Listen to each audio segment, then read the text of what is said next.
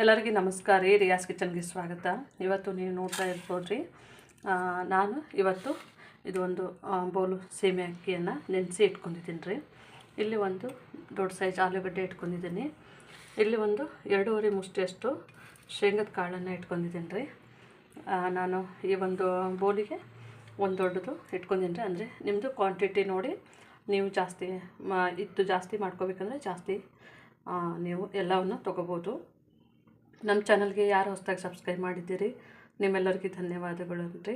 ಇದೊಂದು ಸಾಯಂಕಾಲ ಸ್ನ್ಯಾಕ್ಸ್ ಅಂಥೇಳಿ ಸೀಮೆ ಅಕ್ಕಿ ಅಂತಂದರೆ ಸೀಮೆ ಅಕ್ಕಿನ ಅಂತಾರೆ, ಸಾಬುದಾನನೂ ಅಂತಾರೆ ರೀ. ಇದರಲ್ಲಿ ಒಂದು ವಡೆಯನ್ನು ಮಾಡಿ ತೋರಿಸ್ತಾ ಇದ್ದೇನೆ. ಆಲೂಗಡ್ಡೆ ಮತ್ತು ಸೀಮೆ ಅಕ್ಕಿಯನ್ನು ಸೇರಿಸ್ಬಿಟ್ಟು ತುಂಬ ಈಸಿಯಾಗಿ ಬೇಗ ಆಗುವಂಥದ್ದು ರೀ. ಇವಾಗ ಒಂದು ಮಿಕ್ಸಿ ಜಾರ್ ತೊಗೊಂಡ್ರಿ. ಈ ಮಿಕ್ಸಿ ಜಾರ್ಗೆ ನಾವು ಈ ಶೇಂಗದ ಕಾಳನ್ನು ಸ್ವಲ್ಪ ನಮ್ಮದು ಜಾಸ್ತಿ ಹುರಿದ್ಬಿಟ್ಟೆ ಸ್ವಲ್ಪ ಲೈಟಾಗಿ ಹುರ್ಕೊಳ್ರಿ. ಇದನ್ನು ತರಿಯಾಗಿ ನಾವು ಪುಡಿ ಮಾಡ್ಕೋಬೇಕ್ರಿ. ಇವಾಗ ನೋಡ್ಬೋದು ರೀ, ನಮ್ಮದು ಈ ಥರನೇ ನಾನು ತರಿಯಾಗಿ ಮಾಡ್ಕೊಂಡಿದ್ದೀನಿ. ಒಂದೊಂದು ಶೇಂಗದ ಕಾಳು ಇರ್ತದೆ ರೀ ಒಳಗೊಳಗೆ, ಅಂದರೆ ಒಂದೊಂದು ಪೀಸ್ ದೊಡ್ಡ ಇರ್ತವೆ, ಒಂದೊಂದು ಸ್ವಲ್ಪ ಚಿಕ್ಕದಾಗಿರ್ತದೆ. ಇದನ್ನು ಮಾಡ್ಕೊಂಡು ಇಟ್ಕೊಂಡಿದ್ದೀನಿ. ಇವಾಗ ನೋಡಿರಿ, ಇದು ಆಲೂಗಡ್ಡೆಯನ್ನು ತುರ್ಕೋಬೇಕಾಗತ್ತೆ ರೀ. ನಾವು ಈ ಥರ ಸ್ವಲ್ಪ ದಪ್ಪ ಥರ ಬರುತ್ತೆ ನೋಡಿರಿ, ಇದೇ ಥರನೇ ಇದು ದಪ್ಪ ಇದೆ ನೋಡಿರಿ, ಈ ಥರ ತುರ್ಕೋಬೇಕಾಗತ್ತೆ ರೀ.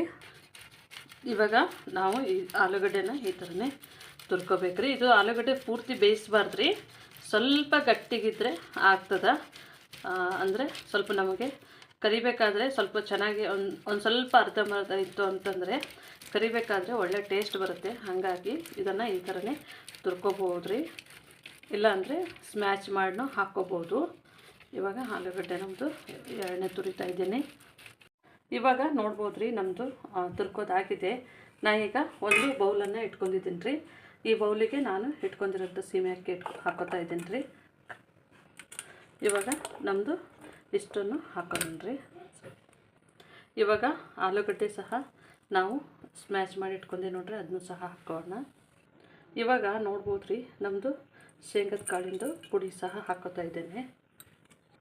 ಇವಾಗ ನಾನು ಒಂದು ಹಸಿಮೆಣ್ಸಿನ್ಕಾಯಿ ಸಣ್ಣ ಕಟ್ ಮಾಡಿ ಇಟ್ಕೊಂಡಿದ್ದೀನಿ ರೀ. ಸ್ವಲ್ಪ ಶುಂಠಿ, ಒಂದು ಅರ್ಧ ಚಮಚ ಜೀರಿಗೆಯನ್ನು ಹಾಕ್ಕೊಂಡಿದ್ದೀನಿ ರೀ. ಫ್ಲೇವರ್ ಚೆನ್ನಾಗಿ ಕೊಡುತ್ತೆ ಅಂಥೇಳಿ ಇದನ್ನು ನಾವು ಇದರೊಳಗೆ ಈಗ ಚೆನ್ನಾಗಿ ಮಿಕ್ಸ್ ಮಾಡೋಣ ರೀ. ಇವಾಗ ಸ್ವಲ್ಪನೇ ಒಂದು ಸಣ್ಣ ಸೈಜ್ನಲ್ಲಿ ಒಂದು ಈರುಳ್ಳಿ ರೀ, ಮತ್ತು ಇದಕ್ಕೆ ಕರಿಬೇವು ಸೊಪ್ಪನ್ನು ಹಾಕೋತಾ ಇದ್ದೀನಿ ರೀ. ಸ್ವಲ್ಪನೇ ಇದಕ್ಕೆ ಕೊತ್ತಂಬರಿ ಸೊಪ್ಪನ್ನು ಸೇರಿಸ್ತಾ ಇದ್ದೀನಿ. ಫ್ಲೇವರ್ ಚೆನ್ನಾಗಿರುತ್ತೆ ಮತ್ತು ಟೇಸ್ಟ್ ಆಗಿರುತ್ತೆ. ಒಂದು 2 ಸ್ಪೂನಷ್ಟು ಮೊಸರನ್ನು ಸೇರಿಸ್ತಾ ಇದ್ದೀನಿ ರೀ. ಮೊಸರಿಗೆ ಸ್ವಲ್ಪ ಟೇಸ್ಟನ್ನು ಡಿಫ್ರೆಂಟ್ ಆಗುತ್ತೆ. ಒಂದು 4 ಸ್ಪೂನ್ ಇಟ್ಕೊಂಡಿದ್ದೀನಿ, ಸಣ್ಣ ಸ್ಪೂನಲ್ಲಿ. ಸ್ವಲ್ಪ ನೋಡಿ ಹಾಕೋತೀನಿ ರೀ, ಒಂದೇ ಸರ್ತಿ ಹಾಕೋದಿಲ್ಲ. ಅಂದರೆ ಇದು ಬೈಂಡಿಂಗ್ ಸಲಿಂದಾಗಿ ನಾನು ಈ ಥರ ಹಾಕೋತಾ ಇದ್ದೇನೆ. ಇವಾಗ ರುಚಿಗೆ ತಕ್ಕಷ್ಟು ಉಪ್ಪನ್ನು ಸಹ ಸೇರಿಸ್ತಾ ಇದ್ದೀನಿ ರೀ. ಇವಾಗ ನಾನು ಇಲ್ಲೊಂದು 2 ಟೇಬಲ್ ಸ್ಪೂನ್ ಆಯಿಲ್ ಹಾಕೋತಾ ಇದ್ದೀನಿ ರೀ. ಅಂದರೆ ಇದು ಬೈಂಡಿಂಗ್ ಚೆನ್ನಾಗಿ ಬರುತ್ತೆ, ಸ್ವಲ್ಪ ಒಳಗೆ ಹಸಿ ಇರೋದಿಲ್ಲ. ಹಾಗಾಗಿ ನಾನು ನೀವು ಬೇಕಿದ್ರೆ ಒಂಚೂರು ಲಿಂಬೆಹಣ್ಣು ಆದ್ರೂ ಹಿಂಡ್ಕೋಬೋದು ರೀ, ಚೆನ್ನಾಗಿರುತ್ತೆ ಟೇಸ್ಟು. ಇವಾಗ ನಾನಿಲ್ಲಿ ಆಯಿಲನ್ನು ಬಿಸಿ ಮಾಡ್ಕೊಳ್ಳೋಕ್ಕೆ ಇಟ್ಕೊಂಡಿದ್ದೀನಿ ರೀ.